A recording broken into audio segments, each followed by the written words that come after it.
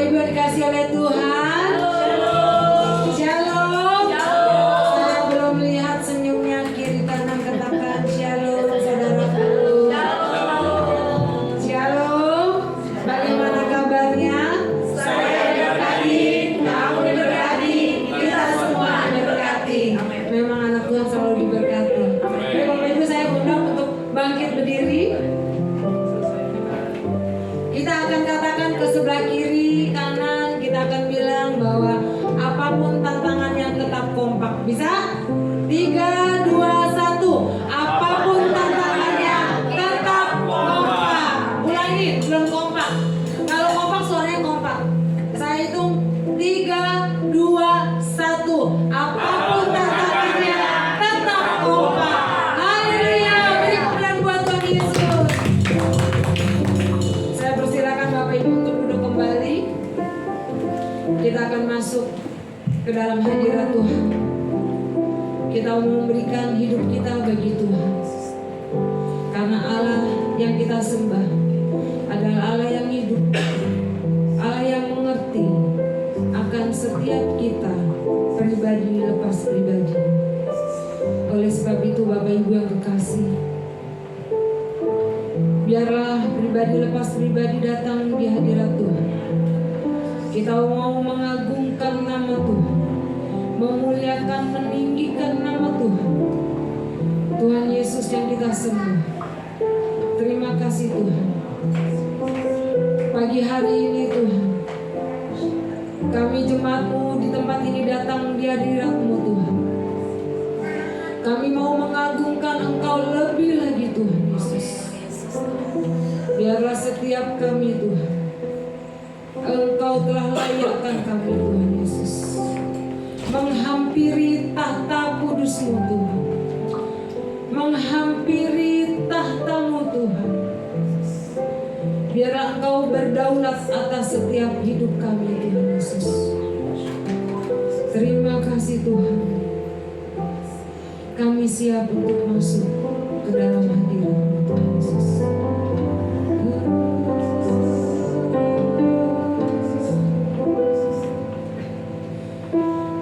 Masuk ruang Maha Kudus dengan darah anak domba. Ku masuk dengan hati tulus, menyembah yang masuk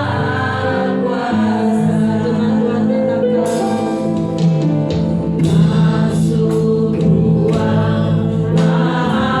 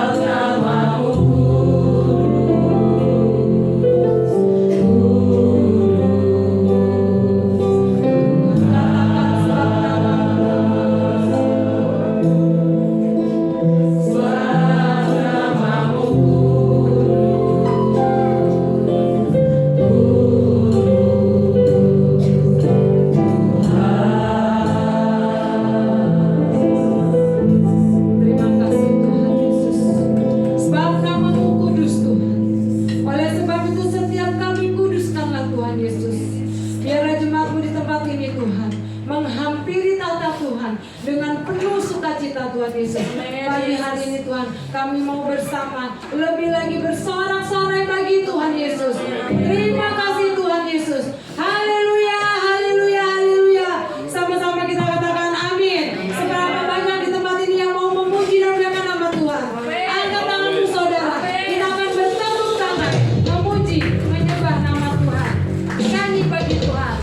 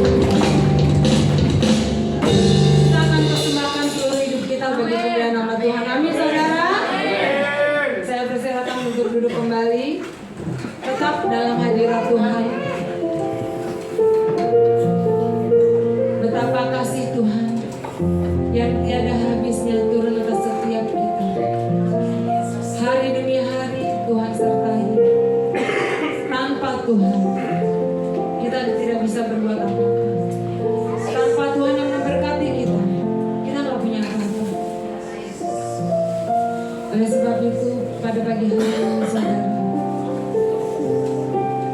kita mau datang di hadirat Tuhan dengan sepenuh hati, karena kita hidup hanya karena Tuhan. Tanpa Tuhan kita nggak bisa hidup.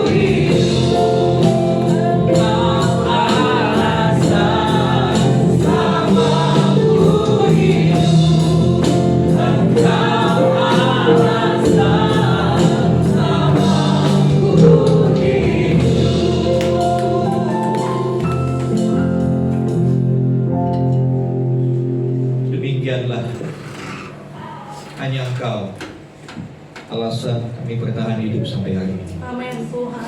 Begitu pegang tangan kami Tuhan, tidak dapat hidup tanpa kasih-Mu. Dunia ini begitu berbahaya. Dunia ini begitu banyak badai. Begitu Tuhan, pegang erat tangan kami, pegang hidup kami. Karena hanya di dalam-Mu kami peroleh selamat yang sesungguhnya. Terima kasih Tuhan. Pagi hari ini nyatakan isi hati-Mu buat setiap kami. Buat kami mengerti apa yang Kau kehendaki kami lakukan di dalam hidup ini. Terima kasih Tuhan. Memberkati teman-teman kami yang sudah melayani dalam pujian penyembahan. Berikanlah mereka di dalam Tuhan tidak menjadi sia-sia. Terus Tuhan memberkati mereka, mereka boleh mengembangkan setiap talenta yang Tuhan beri lebih maksimal lagi bagi kemuliaan Tuhan. Terpujilah nama-Mu Tuhan. Dalam nama Tuhan Yesus kami berdoa. Amin. Amin. Bapak Ibu, Shalom. Ya, terima kasih untuk teman-teman yang present worship. Iya, saya mengapresiasi saudara yang pagi hari ini datang beribadah. Kenapa? Pagi-pagi hujan itu paling enak tidur. Anda benar. Ya, saya berharap hari ini tidak ada yang tidur di dalam hadirat Tuhan. Tidak ada yang tidur di rumah Tuhan. Ya, nanti jam 11 boleh lanjut tidurnya. Iya.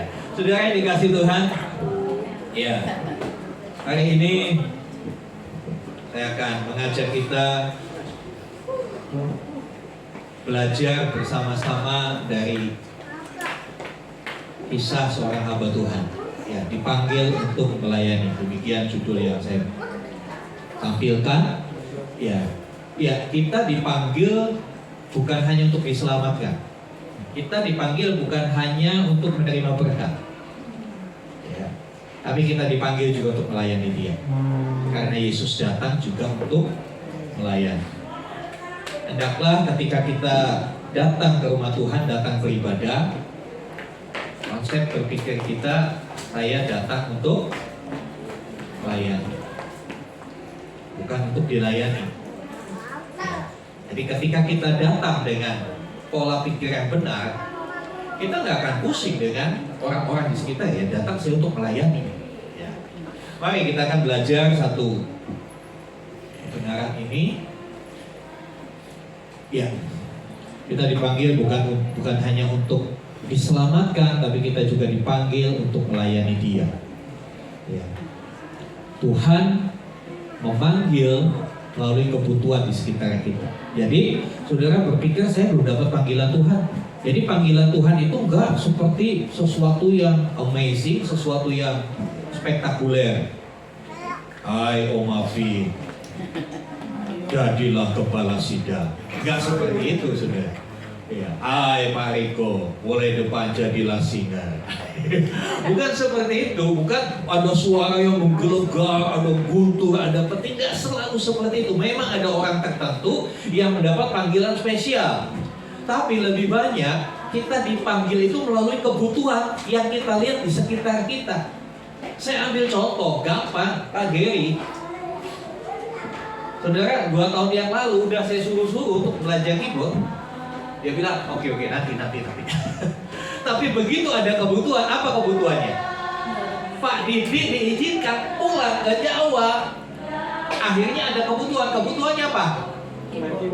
Keyboardnya ada, pemainnya nggak ada. Nggak mungkin Tuhan kirim malaikat bikin main keyboard, saudara pingsan semua nanti. Ya kan? Karena ada kebutuhan, akhirnya dia merasakan, oh iya, terpanggil, oh iya, saya bisa. Tapi harus diproses, ya kan? Harus berlatih. Saya masih ingat Januari tahun lalu, Pak ya. Setiap kali main keyboard dia selalu hampir saya, bagaimana tadi? Ada salah gak begitu? Dia nggak confident, nggak percaya diri begitu. Ya betul Pak Giri ya. Dia nggak percaya diri, tapi saya selalu bilang oke. Terus latih. Sekarang dia udah, mau lagu apa aja sih Kak? Dulu saya masih ingat waktu Pak Giri main keyboard, saya masih koordinir sama pemain musik. Pilih lagu yang Pak Giri bisa ya, jangan yang susah-susah. Pasti teman-teman ingat tuh, tempo yang. Tapi sekarang bagaimana? lagu apapun hatam. Jadi saudara yang dikasih Tuhan, panggilan Tuhan itu kadangkala dan seringkali terjadi lewat kebutuhan-kebutuhan yang kita lihat di sekitar kita. Saya percaya setiap kita orang-orang yang peduli dengan itu. Kita tahu di sekitar kita perlu apa. Beberapa tahun 2013 saya pindah ke rumahnya di Pramusa. Saya lihat kebutuhan di situ tidak ada komunitas Kristen. Tidak ada komunitas Kristen. Akhirnya saya bentuk komsel. Komsel ekumenik dari banyak gereja. Karena ada kebutuhan, hati ini digerakkan Tuhan. Sepertinya Tuhan bilang, ayo kerjakan itu, ayo lakukan itu. Dan sampai hari ini, puji Tuhan, dari cikal bakal komsel yang kami bentuk hari ini, secara resmi oleh RW, kita sudah disahkan ada komunitas yang namanya Komunitas Kristiani Taman Pramusa. Dan hari Sabtu depan kita akan Natalan di lapangan voli, pakai tenda, pakai panggung. RT sumbang 500.000. Setiap RW sumbang 500, setiap RT sumbang. Dari kas RT dan RW. Buat saya ini amazing, buat saya ini sesuatu yang luar biasa. Dan yang lebih luar biasa lagi, kita bisa beribadah bersama-sama dengan saudara-saudara kita yang Katolik. Tidak ada perbedaan lagi. Semalam saya pulang jam 10:30, rapat terakhir untuk minggu depan. Dan mereka masih mempercayakan saya untuk membagikan firman Tuhan. Nah, saudara dikasih Tuhan, dimulai dari apa? Kita peka terhadap kebutuhan. Jadi sekarang mulai ya, karena tahun ini tema kita datang untuk melayani.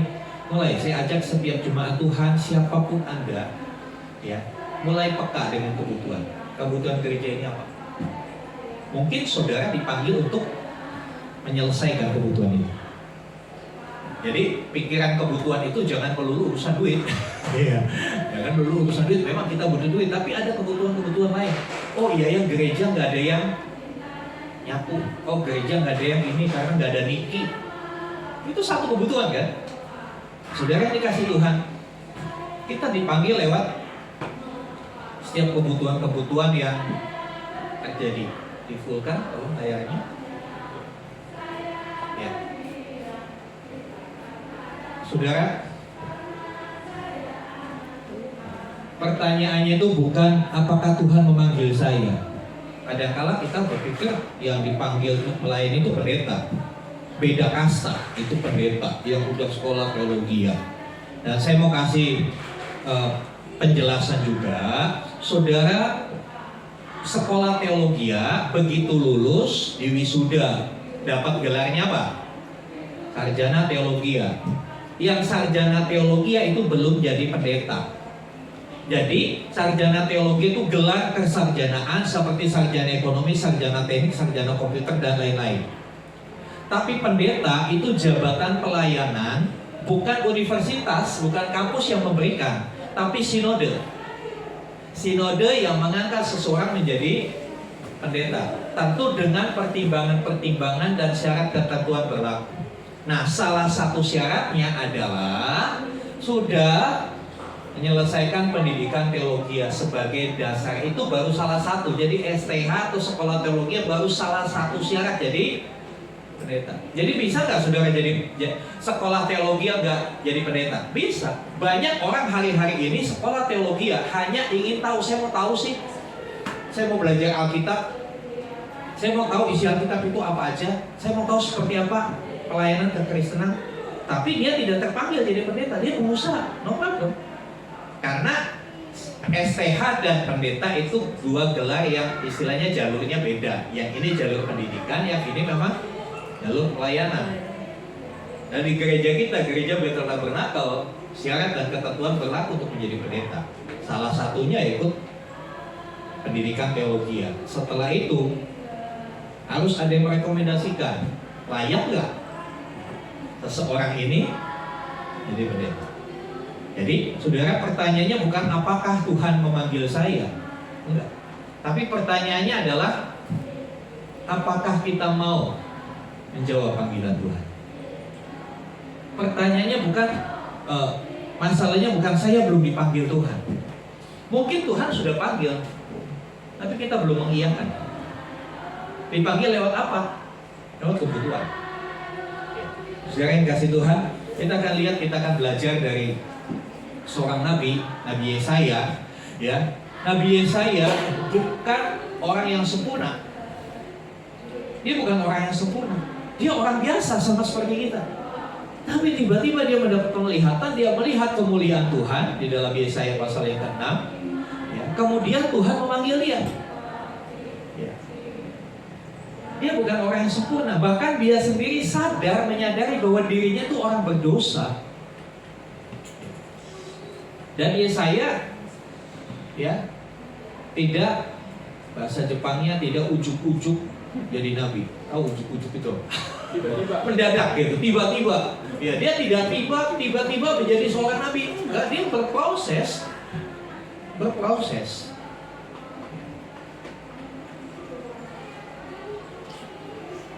Tapi Tuhan gak cari yang sempurna, tapi dia cari yang bersedia. Tuhan tidak mencari yang sempurna, bilang sebelahnya, Tuhan gak cari yang sempurna, Tuhan cari yang bersedia. Jadi, saudara kalau mau pelayanan jangan tunggu dirimu sempurna dulu, gak bakal sempurna. Tapi ketika saudara bersedia, disitulah kuasa Tuhan akan menuntun, memampukan kita. Ya, jadi kalau sudah mulai ada kerinduan pelayanan, ya jangan tunggu, jangan tunda. Yuk kita baca Yesaya 6 ayat 8. Lalu aku mendengar suara Tuhan berkata, siapakah yang akan kuutus?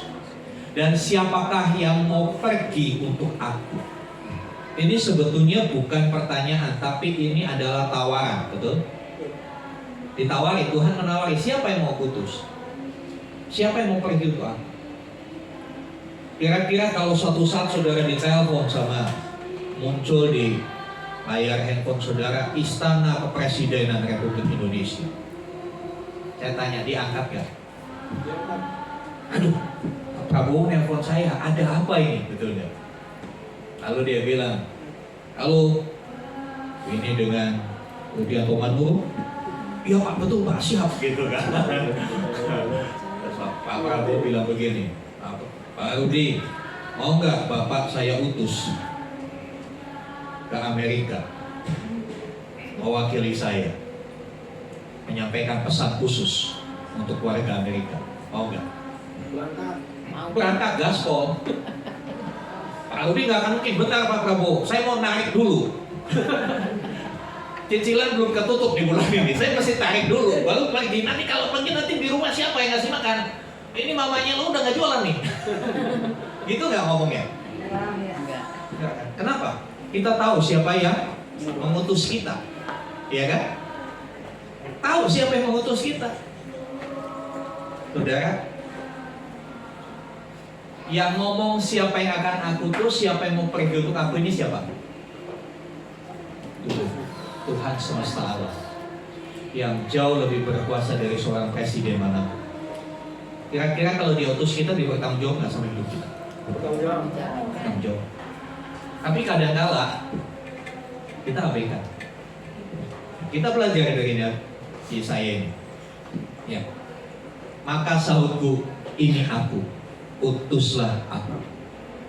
Yesaya tidak berdalih, dia tidak menunda. Langsung dia merespon. Memang pada awalnya dalam ayat yang ke-5, 3-5 dia merasa minder.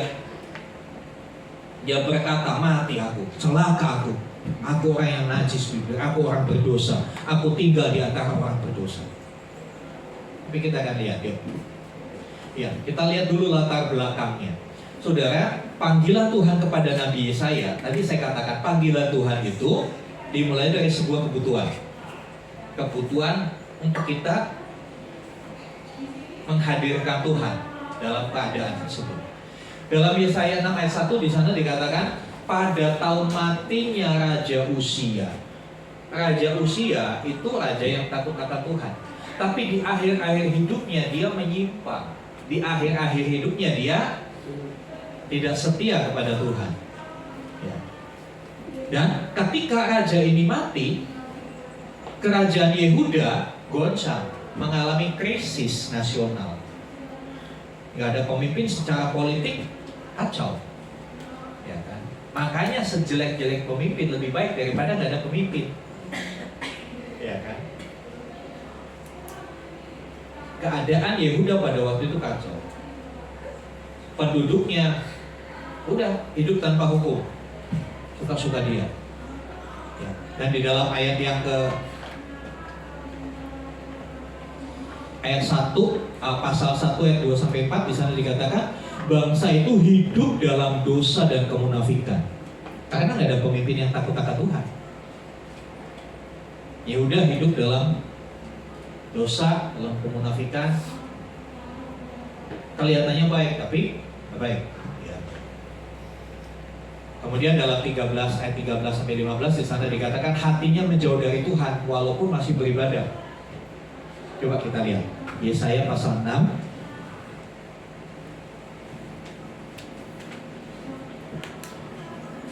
Yesaya pasal 1 13 sampai 15.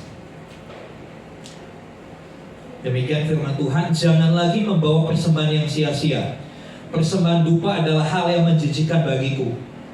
Perayaan bulan baru dan Sabat atau pertemuan-pertemuan, aku tidak tahan melihat perkumpulan raya disertai kejahatan. Perayaan bulan baru dan hari-hari rayamu aku benci. Ini Tuhan yang ngomong. Semuanya itu menjadi beban bagiku. Aku sudah lelah menanggungnya. Ketika kamu menadahkan tanganmu, aku menutup mataku terhadap kamu. Bahkan sekalipun kamu berkali-kali berdoa, aku tidak akan mendengar. Sebab tanganmu penuh dengan darah. Basuhlah, bersihkanlah dirimu. Jauhkanlah perbuatanmu yang jahat dari depan mata. Berhentilah berbuat jahat. Belajarlah berbuat baik. Usahakanlah keadilan. Kendalikanlah orang kejam. Belalah hak anak-anak yatim. Perjuangkan perkara janda-janda. Saudara yang dikasih Tuhan, dari ayat-ayat ini kita melihat inilah kondisi kerohanian umat Tuhan pada waktu itu. Mereka tetap beribadah, mereka merayakan bulan baru, ada pertemuan-pertemuan ibadah. Tapi Tuhan bilang, aku benci. Aku benci. Kenapa? Karena mereka tetap hidup dalam kejahatan. Ibadahnya hanya topeng aja. Bukankah kondisi bangsa kita tidak jauh berbeda? Ada begitu banyak kejahatan, ada begitu banyak ketidakadilan. Berita pejabat ditangkap KPK itu udah jadi berita hari-hari. Bulan ini di sini, berikutnya tempat lain. Bukankah ini keadaannya sama seperti di zaman Nabi Yesaya dapat panggilan Tuhan? Saudara, Tuhan memanggil orang yang sadar akan kelemahannya. Ya, Tuhan memanggil itu orang yang sadar, bukan orang yang sukses, bukan orang yang sempurna. Yesaya 6 ayat 5 sampai 7 sudah dikatakan, lalu kataku, celakalah aku binasa, sebab aku ini seorang yang najis bibir. Aku tinggal di tengah-tengah bangsa yang najis bibir. Namun mataku telah melihat Sang Raja, yakni Tuhan semesta alam.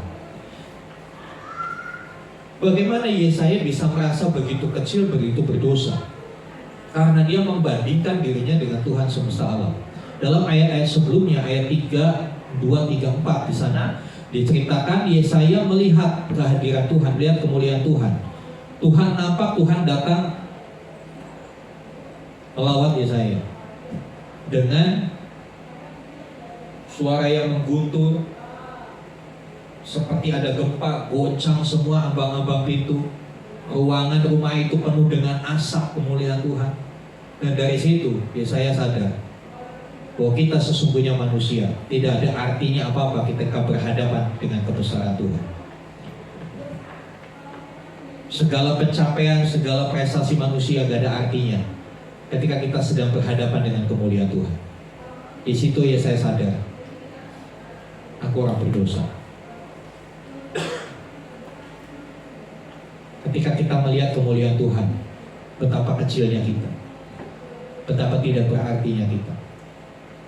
Nah, saudara yang dikasih Tuhan, nah Tuhan memanggil orang-orang yang sadar akan kelemahan. Ketika kita sadar, kita ini gak bisa, ketika gak mampu, disitulah panggilan Tuhan. Ya, Tuhan tidak tunggu Yesaya menjadi sempurna dulu baru dipanggil. Enggak, tapi Tuhan tunggu Yesaya menyadari keberadaannya. Ya, ketika Yesaya menyadari keberadaannya, bagaimana kita menyadari keberadaan kita? Apa buktinya? Dengan sebuah pengakuan, confession. Ya Tuhan, aku sadar. Aku sadar, benar-benar sadar. Aku gak berarti, aku orang berdosa. Pengakuan itu tidak mendatangkan penghukuman. Ngaku sama Tuhan itu tidak mendatangkan kehukuman, saudara.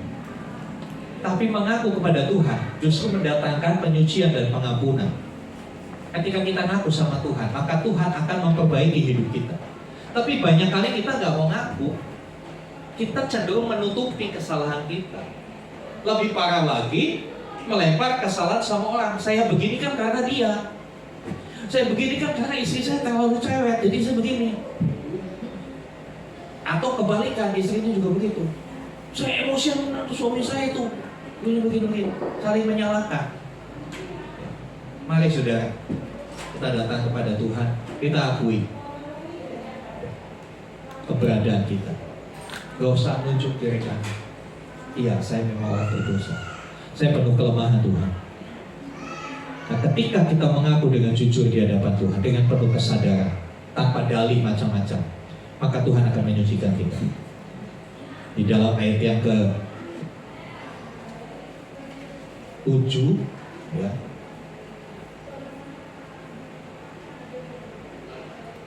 setelah ayat yang ke-5, Yesaya berkata, celakalah aku, bla bla bla, ya. Ayat yang ke-6, lalu salah satu serafim itu malaikat terbang ke arahku, di tangannya ada bara api yang diambilnya dengan sepit dari atas mezbah. Ia menyentuhkannya pada mulutku serta berkata, lihat, bara ini telah menyentuh bibirmu, maka kesalahanmu telah disingkirkan dan dosamu telah dilenyapkan. Ketika kita ngaku ada pengampunan, ya, ketika kita ngaku ada pemulihan. Cuma kadang-kala sulit. Ya, sulit. Kenapa? Kenapa orang sulit ngaku? Pola pikirnya. Kalau ngaku malu. Ya, kalau ngaku nanti dibully. Oh, Tuhan gak pernah membuli kita. Kalau kita mengaku kesalahan kita, maka Dia adalah setia dan adil. Dia akan mengampuni kita, menyucikan kita dari segala kejahatan. Puji Tuhan. Yesaya mengalami pengalaman itu.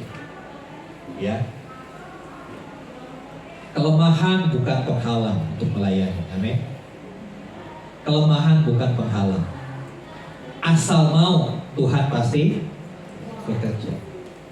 Asal mau, kita mau merespon Tuhan, maka Tuhan akan selesaikan. Seperti Nabi Yesaya, dia sadar, Tuhan, aku najis bibir. Mungkin najis bibir itu omongannya nggak benar. Ya. Karena apa?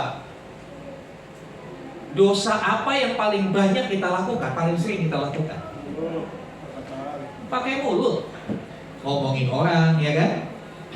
Menghina orang, kata-kata kasar, ngebentak, itu pakai mulut semua. Mungkin sehari bisa 3 kali kita berdosa dengan mulut. Dengan tangan belum tentu. Mukul orang apa tiap hari saudara mukul? Ya mungkin kalau ketinju iya gitu kan. Tapi dosa yang paling sering kita lakukan itu kan dengan kata-kata kita. Tanpa sadar kita membunuh semangat orang, ya. Membunuh bahkan anak kita bunuh dengan perkataan kita. Bego bener sih, masa gitu aja nggak bisa. Kata-kata yang sia-sia, kita berdosa. Nah, saudara yang dikasih Tuhan, kelemahan yang seperti itu bukan penghalang untuk kita melayani. Justru bawa kelemahan itu ke hadapan Tuhan. izinkan Tuhan menyelesaikan itu bagi kita. Ya, kalau kita mau, maka Tuhan akan bekerja.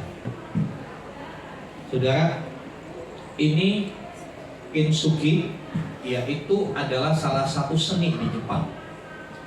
Seninya itu seperti ini, saudara. Keramik yang pecah, ya, yang di sini, keramik yang pecah. Biasa kalau kita diapain? Buang.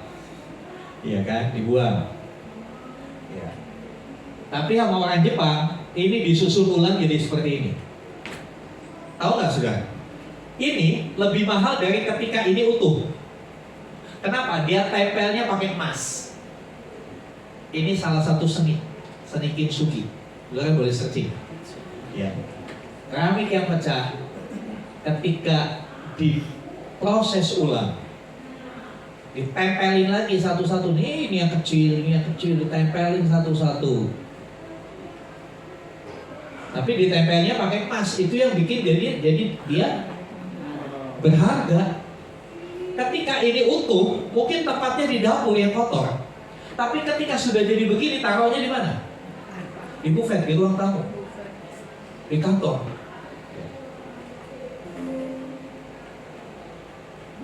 Saudara dikasih Tuhan, Tuhan itu pengrajin kintsugi buat hidup kita. Hidup kita yang sudah hancur berantakan, Dia bisa proses ulang. Amin. Hidupmu yang rusak, hidupmu yang sudah hancur,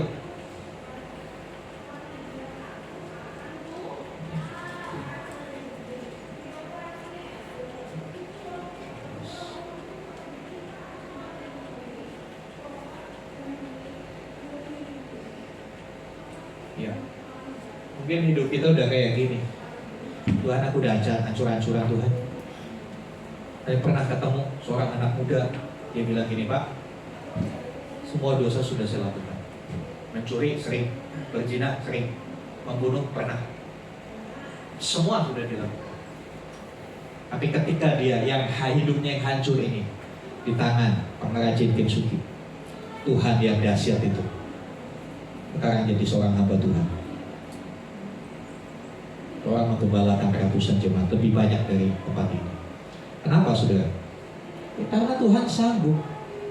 Tuhan sanggup mendaur ulang hidup kita, memproses ulang. Dan itu lebih baik, lebih mahal. Karena apa? Ini garis-garisnya ini ditempelnya pakai ada lapisan emas. Saudara, kalau kita lihat tokoh-tokoh di Alkitab, siapa sih tokoh di Alkitab yang gak pernah salah, gak pernah gagal dalam hidupnya? Contoh siapa? Abraham. Abraham pernah gagal dia. Dia gak sabar menunggu janji Tuhan. Tuhan berjanji mau kasih keturunan. 25 tahun tuh Sarah udah 10-15 tahun Sarah gak hamil-hamil. Akhirnya dia ambil Hagar, punya anak. Secara budaya pada waktu itu sah. Secara budaya pada waktu itu sah. Ya, kalau istri saya nggak bisa punya anak demi melangsungkan keturunan saya, kalau istri saya punya adik perempuan, adiknya saya ambil, atau pembantunya yang istri saya setuju dikasihkan. Enak ya bapak-bapak ibu. Secara budaya nggak salah, tapi di hadapan Tuhan salah. Contoh lain, Musa. Musa pernah salah? Iya. Di sana Firaun dia berusaha membela bangsanya dengan kekuatannya sendiri, dia bunuh orang Mesir. Dia pikir nggak ada yang lihat, tapi ternyata dilaporin, lu kan bunuh itu waktu itu. Dia ketakutan. Tapi orang-orang itu mau meletakkan hidupnya yang rusak di tangan Tuhan. Nah, Tuhan perbaiki. Hasilnya luar biasa. Musa yang dulu sebelum dia diproses oleh Tuhan berbeda dengan Musa setelah diproses oleh Tuhan. Kalau satu kesempatan nanti saudara ke Israel, saudara tanya sama tour guide atau orang Israel, "Do you know Moses?" Mereka akan cerita dari A sampai Z. Jadi tokoh yang begitu terkenal. Saudara yang dikasih Tuhan, maukah hidupmu menjadi perabot yang mulia? Apa tadi? Ya, maukah hidupmu menjadi perabot yang diolah Tuhan, diproses Tuhan? Yang kedua, saudara, panggilan Tuhan itu menuntut respon, ketaatan. Ya, tadi dikatakan siapakah yang akan aku utus, siapakah yang akan pergi untuk aku. Maka Yesaya menjawab, maka sahutku, ini aku, utuslah aku. Saya kasih gambar lagi di sini. Ya, ini gambar apa, saudara? Handphone bunyi.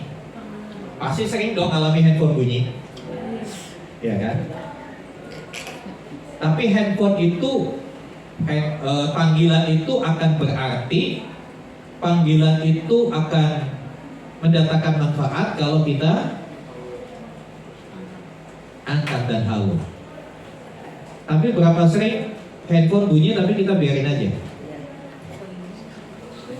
Alasannya Pak, nomornya nggak dikenal, ya kan? Alasannya, oh dia lagi pasti urusan pinjam duit. Atau, aduh ini pasti nagih. Kita biarin. Saudara, panggilan Tuhan itu seperti handphone yang berdering. Mungkin kita mengabaikan. Saya belum siap melayani. Saya belum siap aktif di pekerjaan Tuhan. Nanti aja. Atau diterima tapi menolak. Gak mau. Kenapa? Gerejanya kecil, gak ada PK-nya. Atau kita menerima. Saudara, Tuhan membutuhkan jawaban, bukan alasan. Bilang sama sebelahnya, Tuhan butuh jawaban kamu, bukan alasan kamu. Jangan banyak beralasan dengan Tuhan, saudara. Jangan banyak beralasan. Ntar saudara diketawain, alasan baik. Saudara dikasih Tuhan. Yang selanjutnya, pelayanan Nabi Yesaya, gak langsung dia tiba-tiba jadi nabi dikenal. Ya. Jadi dalam pelayanan ini buat teman-teman yang sudah masuk dalam pelayanan, sudah terlibat pelayanan, jangan berharap instan. Jangan berharap instan. Pak Geri sampai level hari ini, saudara nggak tahu tiap malam dia berapa jam di rumahnya. Sampai Bu Yuli bilang itu tipu dibawa ke kamar tidur. Latihan terus gitu kan. Iya. Jangan berharap semuanya jadi instan. Dan saya katakan, saya melayani Tuhan, ya. Saya bertobat. Saya Tuhan Yesus itu kelas 3 SMP. Tadinya ya salah-salah Kristen, ya salah-salah datang ke gereja. Tapi saya benar-benar lahir baru, mengaku percaya pada Tuhan Yesus, menjadikan dia Tuhan dan Juru Selamat saya, itu kelas 3 SMP. Kelas 3 SMP. Dan ketika saya mulai berkata saya mau melayani Tuhan, saya nggak disuruh khotbah sama gembala saya nggak disuruh mimpin pujian karena suara saya fales. Tahu nggak pelayanan pertama saya apa? Pelayanannya di mimbar, jaga slide overhead, dulu namanya overhead, OHP. Dulu kotak gitu, lalu ada cahaya tulisan. Nah, jadi setiap kali latihan musik saya harus datang. Kenapa? Saya harus cari itu. Tanya sama WL-nya, Pak, Bu, Kak, lagunya apa aja? Ini. Waduh, ini belum ada. Kalau belum ada, Pak, saya harus nulis. Ya, jadi saya tukang nulis itu, tukang nyiapin. Nanti besok duduk sih ada depan gitu, nggak kelihatan justru di samping gitu. Nyanyi, pindahin lagi slide-nya. Sekarang tinggal klik. Kadang-kala saking enaknya klik yang pegang overhead ngantuk gitu. Lagunya udah kemana, teksnya kemana gitu kan. Nah dulu nggak bisa, harus ambil lagi. Itu bukan cuma seminggu, 2 minggu, berbulan-bulan. Dari situ saya melihat ada kebutuhan. Kebutuhan apa? Gereja kami nggak punya pekerja. Gereja cukup besar, nampung 300 orang, nggak punya pekerja. Saya ada satu kebutuhan di gereja kotor ya. Ke WC, WC-nya bau besi. Ada kebutuhan dan saya berusaha menjawab kebutuhan itu. Saya izin sama gembala, boleh nggak kalau malam minggu saya tidur di gereja? Mau ngapain? Dia bilang gitu. Habis ibadah kaum muda, saya nginep. Mau ngapain kamu? Supaya siap-siap besok. Saya nggak bilang bersih-bersih. Supaya saya bisa bantu tata-tata bersih, siap-siap. Ya udah nggak apa-apa. Tapi kamu izin dulu sama orang tua kamu. Oh boleh kok. Udah saya nginap. Yang saya lakukan apa? Saya bersih WC. Dikasih pegang nggak? Boro-boro terima kasih aja nggak? Karena memang nggak ada yang tahu kalau itu saya bersih. Nggak ada yang tahu karena saya bersih malam-malam. Kalau nggak pagi-pagi. Saya beli dulu karbol, belum ada Soklin segala macam zaman tahun 94, 95 belum ada. Saya pakai yang namanya karbol, udah wangi. Saya kebutuhan, saya berpikir apa? Jemaat Tuhan gak nyaman kalau ke gereja WC-nya kotor. Saya nyapu, saya elap semua mimbar. Kenapa? Jangan sampai gereja zaman dulu kan kursinya panjang gitu ya, dari kayu panjang. Terus depannya ada kotaknya. Kalau berdebu, orang kan gak nyaman. Itu aja. Dengan adanya kebutuhan itu, saya menawarkan diri pada gembala saya untuk saya bisa mengerjakan kebutuhan itu. Dari situ terus saya lakukan. Saya nggak berpikir saya mau gimana, saya hanya berpikir rumah Tuhan harus bersih, gitu aja. Pikiran saya rumah Tuhan harus bersih. Nanti kalau nggak bersih nggak nyaman orang ibadah.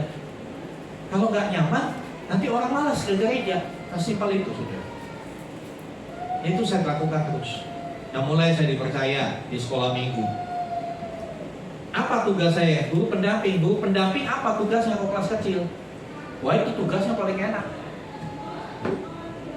Kalau ada anak sekolah minggu BAB, saya yang suruh ngurusin. Kalau ada anak sekolah minggu pipis di ruangan, ya saya harus bersihin. Tapi saya lakukan itu, gak ada yang instan, saudara. Ya, pelayanan itu gak ada yang instan. Ya, seperti kalau kita nanam pohon. Ya kalau kita nanam pohon kan benih itu tumbuh kecil. Dari sini ke sini nggak 2 menit, mungkin 1 hari. Ini mungkin dari sini ke sini 3 hari, dari sini mungkin seminggu, dari sini ke pohon besar berbulan-bulan, bertahun-tahun. Kuncinya adalah setia dalam perkara yang kecil. Setia dalam perkara yang kecil. Ya. Tidak tumbuh dalam semalam. Benih itu tidak tumbuh dalam semalam. Demikian pelayanan kita tidak tumbuh dalam semalam. Lewat proses. Coba, gagal, coba lagi, gagal, coba lagi. Saya percaya kalau saudara datang latihan, mereka gak cuma melatih lagu 1 lagu aja. Kadang-kala lebih hebat, latihan udah benar. Begitu pagi lupa lagi. Salah lagi. Tapi gak apa-apa, itu proses. Karena dalam kehidupan ini gak ada yang instan. Yang instan cuma kopi saset. Yang instan cuma Indomie. Tapi dalam hidup semua harus perlu proses. Ya, bagi saudara yang ingin melayani, ya sekali lagi saya katakan, datangi Ibu Gembala, ya, dan mulailah berproses. Mungkin gak langsung dijadwalkan. Enggak. Kita akan lihat dulu. Ya, supaya saudara bisa berproses dengan baik. Ya. Saudara yang dikasih Tuhan, Yesaya 6 ayat 9 sampai 13, ternyata Tuhan mengutus Yesaya bukan ke umat yang baik-baik, umat yang sopan, umat yang mudah diatur, enggak. Tapi mereka diutus Tuhan kepada bangsa yang keras hatinya, bangsa pemberontak, bangsa yang kasar, bangsa yang hidup dalam dosa. Pelayanannya gak mudah. Pelayanan Nabi Yesaya gak mudah. Tadi kita lihat umat pada waktu itu hidup dalam kekacauan, hidup dalam kemunafikan, dalam dosa. Mereka beribadah sih, perayaan ini perayaan itu lakukan, tapi itu hanya sekedar topeng ya, untuk menutupi kebusukan mereka, kejahatan mereka. Mereka merampas hak-hak orang miskin, ya. Mereka sibuk memperkaya diri. Kepada kelompok masyarakat yang seperti itu Yesaya diutus. Gak mudah. Tapi Tuhan itu menuntut kesetiaan. Tuhan gak minta hasil yang instan. Tuhan menuntut kesetiaan. Memang Ya, apalagi kami sebagai gembala itu ya kita punya tanggung jawab di organisasi juga di sinode. Ada kala sinode itu tuntutannya jumlah. Udah sekian tahun tuh nggak nambah-nambah. Saya sih bodo amat. Yang penting saya berproses dengan benar. Ya. Bisa kita bikin ibadah 5 kali hari Minggu, bisa nggak? Bisa. Kasih jemputan. Yang datang ibadah dikasih 200.000. Pemain musik kita panggil pemain musik yang keren, penuh nggak? Penuh. Tapi kondisinya seperti zaman Nabi Yesaya. Tuhan bilang, aku muak sama pertemuan, aku benci ibadah. Itu yang saya jaga. Mengapa saya tidak melakukan seperti yang lain-lain? Sudah tahu maksud saya? Karena saya tahu, saya takut Tuhan bilang, aku benci sama ibadah kamu, aku benci pelayananmu. Nah, buat apa kita kelihatan hebat di dunia, tapi Tuhan bilang begitu sama kita, saudara? Ancur minda begitu. Saudara yang dikasih Tuhan, karena yang Tuhan minta itu kesetiaan kita dalam pelayanan. Apapun pelayanan saudara, mungkin saudara hanya pegang ini, tapi setia nggak? Gak dimati-mati, ibadah udah selesai gak dimati-mati. Contoh, ya. Setia nggak dengan apa yang Tuhan percayakan sama kita? Ya, bukan hasil, ya. Hasil itu urusan Tuhan. Seperti tadi kita tanam, ya kan? Dia kasih pertumbuhan, bukan petani. Kita mengkondisikan benih itu bisa tumbuh, tapi kehidupan sendiri berasal dari Tuhan. Ya. Kedewasaan rohani, pertumbuhan rohani itu adalah kerjasama antara jemaat dan Tuhan.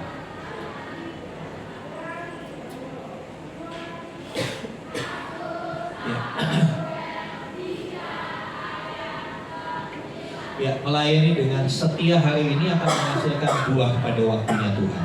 Coba perhatikan ayat 13, Yosef. Yesaya 6 ayat 13. Jika di sana masih tinggal 1/10 dari mereka, mereka akan dilahap api sekali lagi, seperti pohon tarbati dan pohon besar lainnya, yang ketika ditebang hanya tersisa tunggulnya. Kalimat terakhir perhatikan. Tunggul itu akan menjadi benih yang kudus. Mungkin pelayanan saudara melayani sepertinya kok nggak ada apa-apa ya.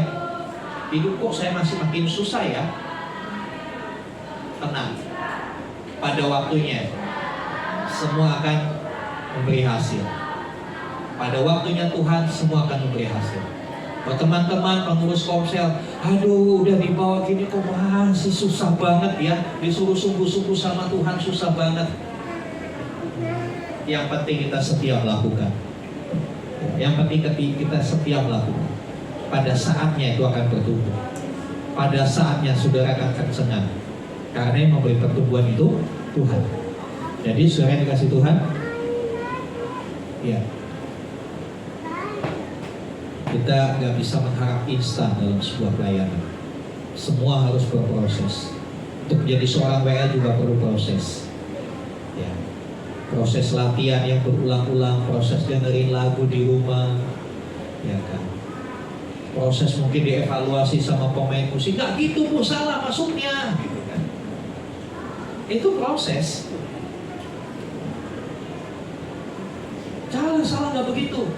Ulangi lagi begini ya. Itu proses untuk menjadi lebih baik. Nah, kalau kita enggan berproses sih, kita nggak akan pernah ada kemajuan dalam hidup ini. Ya, gitu-gitu aja ya. Jadi kesimpulannya saudara, Tuhan nggak cari orang hebat. Bilang sama sebelahnya, Tuhan nggak cari orang hebat. Tuhan cari kamu. Ya. Tapi Tuhan cari orang yang bersedia. Bukan orang yang sempurna dicari Tuhan, tapi orang yang bersedia. Bersedia untuk dipakai Tuhan dan dijadikan hebat oleh Tuhan. Kita baca sama-sama. 2, 3. Tuhan mencari orang yang hebat, tetapi Tuhan, ya, tetapi orang yang bersedia dipakai dan dijadikan hebat. Mau dijadikan hebat? Jawab panggilan Tuhan. Karena hanya Tuhan yang bisa bikin kita jadi orang hebat.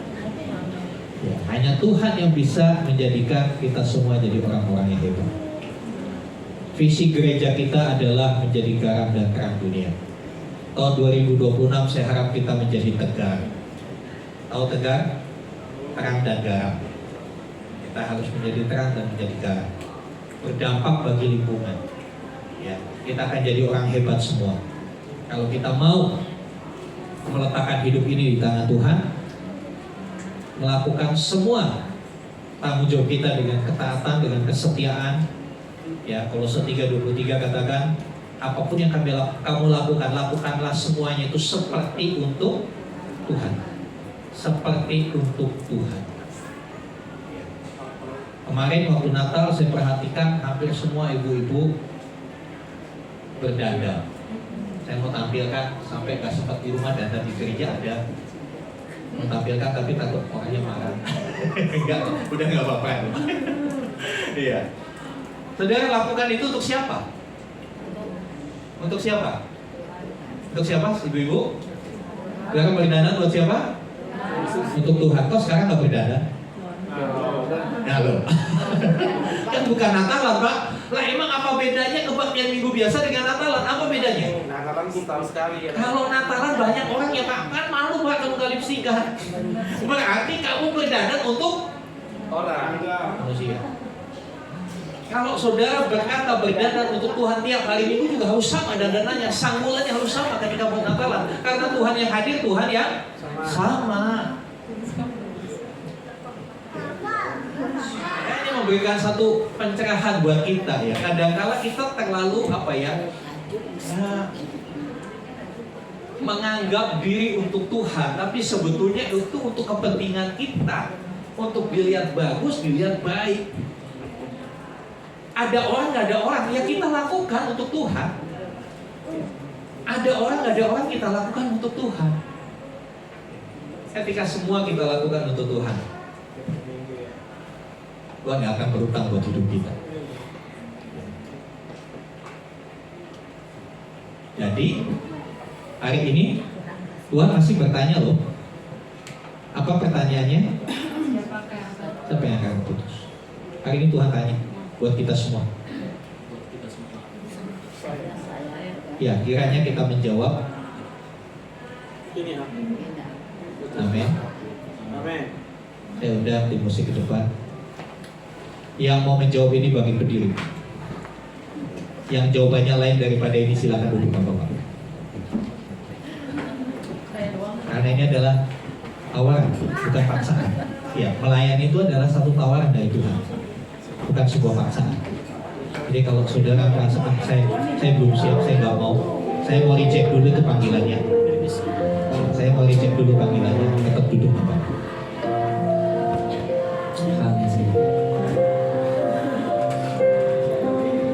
Kalau kita sadar kita hidup sampai 2026 adalah karena anugerah Tuhan.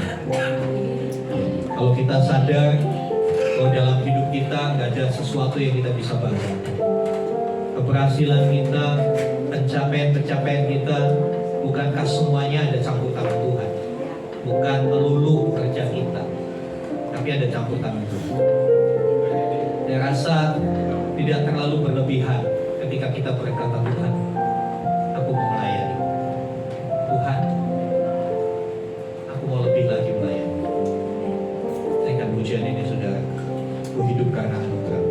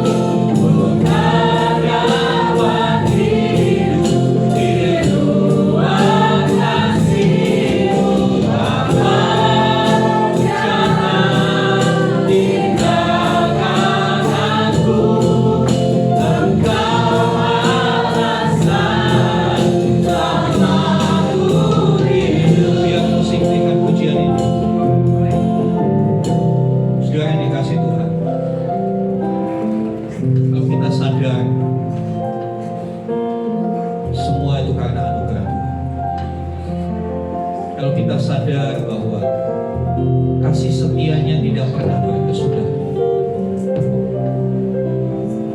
Seperti kita peratapan berkata, tak berkesudahan kasih setia Tuhan, selalu baru setiap hari.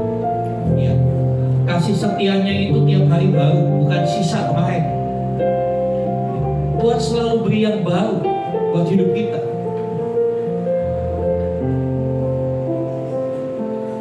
Tidak berkelebihan. Ketika kita berkata, Tuhan, aku mau melayani. Yang sudah melayani bisa berkata, Tuhan, aku mau lebih lagi. Aku mau setia dalam apapun tugas yang Tuhan percayakan, walaupun itu nggak kelihatan.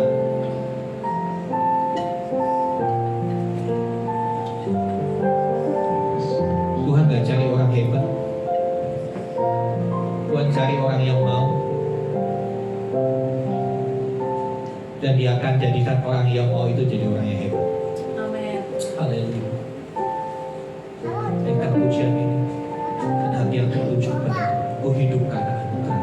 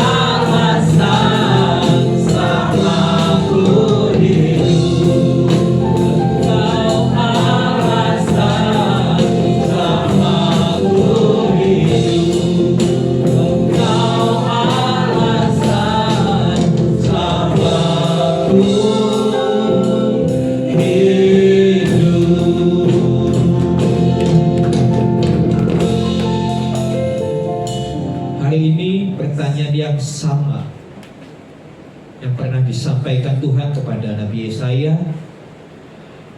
masih berlaku buat kita di tempat ini. Siapakah yang akan aku utus?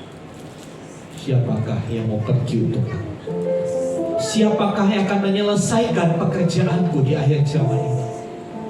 Ya, dunia membutuhkan kita untuk kita tampil menyatakan kebenaran. Seperti Nabi Yesaya dipanggil untuk menyatakan kebenaran di tengah bangsa yang tidak benar. Adakah kita orangnya?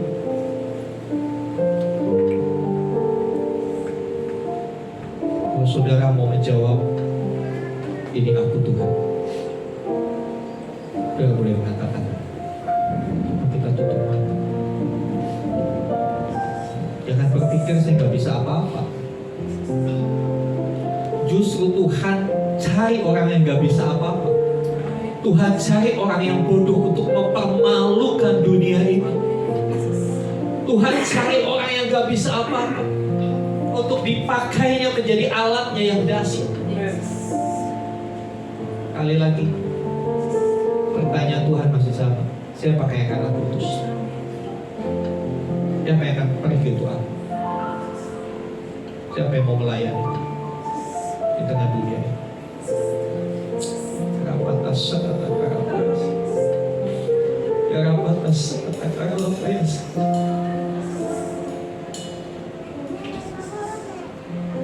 Mungkin hari-hari kemarin panggilan itu kau reject atau kau abaikan, biarkan panggilan Tuhan itu berdiri terus. Tuhan akan terus panggil. Kalau kau terus tolak, hidup enggak akan pernah tenang, saudara. Iya, hidup enggak pernah tenang. Dan panggilan ini juga Yesaya 6 ayat 8 itu yang Tuhan sampaikan kepada saya pada tahun 1991 di Kota Lawang, Jawa Timur, ketika saya masih kelas 3 SMP. Melalui seorang hamba Tuhan, dia berbicara ayat ini, dan saya yang duduk di sudut ruangan terhentak dengan ayat ini. Dan saya ketika dipanggil untuk maju ke depan, saya orang pertama yang maju. Saya berkata, Tuhan, ini aku. Ini aku, Tuhan. Aku mau. Dan mulai saat itu karyanya terus terjadi dalam hidup saya. Dulu saya masih ingat waktu panggilan itu datang. Saya bukan orang yang fasilita. Saya paling takut kalau untuk tampil. Membaca puisi di kelas aja sih gemetar. Padahal sudah ada tulisannya. Boro-boro mau menyampaikan sesuatu di depan banyak orang. Saya orang yang minder pada waktu itu. Tapi ketika saya berkata, Tuhan, saya bersedia. Jadilah padaku seperti yang kau mau. Aku mau untuk kau utus. Disitulah Tuhan berubah hidupku. Haleluya. Tanganmu yang terangkat akan dipegang oleh Tuhan. Bapamu yang di surga tidak akan meninggalkan. Buat teman-teman yang sudah melayani, dengar baik-baik pesan ini. Jangan mengharapkan instan. Semua harus berproses. Relalah ketika hidupmu diproses. Relakan hatimu ketika hatimu dibentuk oleh Tuhan. Mungkin bentukan itu lewat kritik dari teman, mungkin lewat kata-kata tajam dari saudara. Tapi itu baik, membentuk kau menjadi pribadi yang dewasa, yang tahu dan sadar kesalahan dan segera memperbaiki kesalahan itu. Terima kasih Tuhan buat panggilanmu hari ini. Mungkin beberapa di antara umat belum berani menjawab hari ini. Tapi kami percaya panggilan itu akan terus berdering di hati mereka. Ayat ini akan terus mengiang-iang dalam telinga mereka. Sampai mereka mengambil keputusan, ini aku Tuhan, utuslah aku. Terima kasih Tuhan. Terima kasih untuk tanggung jawab pelayanan yang Tuhan berikan kepada kami. Bukan hanya di gereja Tuhan, di komunitas, di mana kami berada, di lingkungan kami, di pekerjaan kami. Kami tahu kami hadir untuk menyatakan kebenaran. Dengan cara hidup kami yang benar, dengan perkataan kami yang benar, dengan cara berpikir kami yang benar, maka dunia akan melihat Kristus dinyatakan lewat hidup kami. Terima kasih Bapak. Terima kasih buat hari ini. Pujilah nama-Mu. Dalam nama Tuhan Yesus kami berdoa. Amin. Amin. Silakan duduk saudara. Kita akan sambut Tuhan. Terima kasih ya Tuhan Yesus, terima kasih ya Bapa Allah kami yang kami sembah Tuhan. Terima kasih Tuhan untuk kebaikan Tuhan pada kami Tuhan dalam satu minggu ini Tuhan. Terima kasih ya Bapa atas penyertaan-Mu dalam kehidupan kami Tuhan. Terima kasih untuk firman-Mu Tuhan yang telah menguatkan kami ya Tuhan untuk lebih lagi melayani Tuhan. Tuhan, ajar kami Tuhan untuk lebih lagi setia kepada-Mu ya Bapa, agar kami ya Tuhan tidak menjauh daripada-Mu ya Bapa. Biarlah Tuhan, hanya Tuhan yang kami sembah di dalam kehidupan kami Tuhan. Tidak ada Allah yang lain ya Tuhan yang kami sembah. Tuhan, kami juga Tuhan menyerahkan sebagian dari apa yang Tuhan beri kepada kami Tuhan. Sucikan, kuduskan Tuhan persembahan ini agar kiranya dapat digunakan untuk pekerjaan Tuhan di tempat ini. Tuhan, Engkau yang memberkati Tuhan, tangan-tangan yang memberi ya Tuhan Yesus. Biarlah Tuhan, Engkau yang tahu Tuhan setiap pergumulan kami di tempat ini ya Tuhan Yesus. Terima kasih ya Tuhan Yesus, berkati hamba-Mu Tuhan dan juga seluruh jemaat tempat ini Tuhan Yesus. Terima kasih ya Bapa, haleluya, amin. Saya undang Pak Omes untuk pimpin kita dalam doa.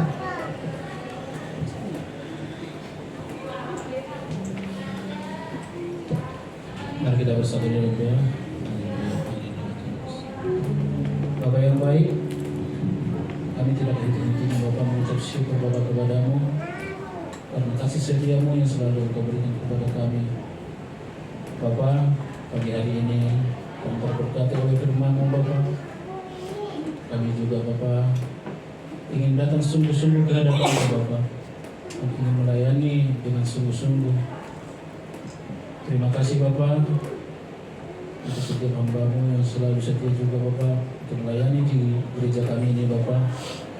Berkati keluarganya Bapa, anak dan istrinya, biarlah Engkau memberikan mereka kesehatan dan juga Engkau berikan sukacita selalu Bapa dalam studi persekolahannya. Engkau berikan kepintaran Bapa yang baik. Kami juga Bapa bersepakat Bapa untuk berdoa, untuk rencana di bulan-bulan yang akan datang dalam pelaksanaan retreat Bapa. Biarlah retreat ini kami bawa di dalam tangan pengasihan Bapa, sehingga retreat ini berjalan dengan lancar Bapa. Bapa yang baik, kami datang untuk menjalankan retreat ini bukan hanya sekedar untuk berjalan-jalan ke sana Bapa, tapi kami juga Bapa datang untuk mendengarkan firman-Mu yang lebih sungguh-sungguh lagi Bapa, agar kami dapat menyatakan firman-Mu di dalam kehidupan ini Bapa, bahwa Engkau ada di dalam hidup kami Bapa. Terima kasih juga Bapa untuk Pak Riko yang siap ambil alih Bapa dalam retreat ini Bapa. Biarlah tanggung jawab ini beliau laksanakan dengan kasih anugerah-Mu Bapa, sehingga terlaksana retreat kami ini Bapa. Kami juga Bapa seluruh jemaat ikut dalam ambil peran ini Bapa, sehingga kami dapat di sana berkumpul dalam sukacita, dalam hidup dalam kebenaran firman-Mu Bapa. Bapa, terima kasih juga Bapa untuk dukungan kami ini Bapa. Saat detik ini kami juga Bapa merasa nyaman beribadah di tempat ini Bapa. Biarlah Engkau bukakan pintu hati tempat ini Bapa, menjadi bekal kami di surga nanti Bapa, menjadi ruang yang selalu setia kami beribadah di tempat ini Bapa. Terima kasih juga Bapa untuk pimpinan Presiden dan Wakil Presiden. Kami melihat sungguh nyata Bapa firman-Mu. Setiap pemimpin-pemimpin yang ada di Jawa Barat ini Bapa menyatakan bahwa Engkau telah hidup kembali di dalam dunia ini Bapa. Terima kasih juga Bapa untuk semua pelayan-pelayan tim di sini Bapa. Mereka Engkau berikan kekuatan dan tenaga Bapa yang lebih setia lagi Bapa. Biarlah ini menjadi suatu anugerah dan motivasi di dalam kehidupan kami Bapa. Terima kasih juga Bapa. Bapa yang baik, kami juga Bapa turut mendoakan itu anak jemaat kami Darin Bapa, kami bawa ke dalam tangan pengasihan-Mu Bapa. Biarlah Engkau pulihkan kesehatannya Bapa, sehingga kedua orang tuanya tidak terhalang datang beribadah ke tempat ini Bapa. Begitu juga Bapa dengan jemaat-jemaat yang lain Bapa yang tidak dapat beribadah di dalam tempat ini Bapa. Mungkin dengan halangan sukacita ataupun sakit. Jika itu dalam keadaan sakit, Engkau pulihkan Bapa, dalam keadaan sukacita. Berikan mereka hikmat dan menyatakan bahwa Engkau selalu mendampinginya Bapa. Terima kasih juga Bapa untuk di dalam kehidupan kami Bapa. Kami sering sekali Bapa lemah di dalam iman kami Bapa. Tapi kami mau datang sungguh-sungguh lagi Bapa dengan panggilan nama-Mu Bapa. Kami mau menyatakan firman-Mu itu ada di dalam kehidupan kami. Terima kasih Bapa. Kami akan tunduk juga menerima berkat melalui hamba-Mu. Mari saudara buka hatimu, arahkan hatimu kepada Tuhan. Dan sekarang terimalah rahmat anugerah dari Bapa di surga. Dalam kasih sayang Tuhan Yesus Kristus, bersama persekutuan pengurapan Roh Kudus, terimalah berkat-berkat jasmani. Diberkatilah segala usaha pekerjaan. Dalam penyertaan Tuhan kau akan memperoleh nafkah yang baik, penghasilan yang baik, mencukupi semua kebutuhanmu. Dan nama Tuhan dipermuliakan. Diberkatilah kau secara rohani, imanmu makin kuat, kasihmu kepada Tuhan makin menyala-nyala, pengharapanmu makin teguh di dalam Tuhan, dan engkau akan menjadi berkat bagi banyak orang. Karena itu, jadilah berkat dimanapun Tuhan menempatkan diri. Pergilah, jadikanlah semua bangsa muridku, baptislah mereka dalam nama Bapa, Anak, dan Roh Kudus. Dan ajarlah mereka melakukan segala sesuatu yang telah kuperintahkan kepadamu. Dan ketahuilah, aku menyertai kamu senantiasa sampai kepada akhir zaman. Demikianlah Tuhan Yesus akan datang kembali, menjemput kita, membawa kita masuk ke tempat yang telah Dia sediakan, supaya di mana Tuhan Yesus berada, di situ pun kita boleh berada. Dengan penuh syukur kami terima berkat-Mu ya Bapa, di dalam nama Tuhan Yesus Kristus. Yang percaya katakan amin. Amin.